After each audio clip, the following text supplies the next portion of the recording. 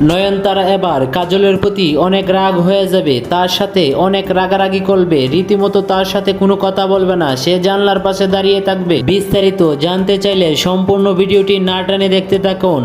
প্রিয় দর্শক, আসসালামু আলাইকুম। সবার কি অবস্থা? আশা করি সবাই ভালো আছেন। আপন মানুষ নাটকের 22তম পর্বের কিছু অগ্রিম আলোচনা করব এই ভিডিওতে। আগামী পর্বতে নয়নতারা কাজলের সাথে অনেক রাগারাগি করবে আর বলবে, তুমি আমার ভাবিকে কেন বই দেখে এসেছিলে। কাজল বলবে নয়নতারাকে, তুমি যদি আমার গায়ে পানি না মারতে তাহলে এসব ঘটনা ঘটতো না। তারপরেও নয়নতারা কিছুতে বুঝতে চাইবে না, বলবে তোমার জন্য আমার স্কুল বন্ধ হয়ে গেছে, তুমি কেন আমার ভাইয়ের পুরাণ প্রেমের ইতিহাস টানতে গেলে। আর কাজল বলবে, এসবের জন্য নয়নতারা তুমি দায়ী, তুমি যদি পানি না মারতে তাহলে এসব ঘটনা ঘটতো না। আর ওই দিক দিয়ে আলতাফ মিয়ার বউ আলতাফ মিয়ার সাথে ঝগড়া করবে, বলবে যে আমি কাজলদের বাড়িতে যেতে চাই, কাজলের বোন আমাকে ছোট বোনের মতো আদর করে।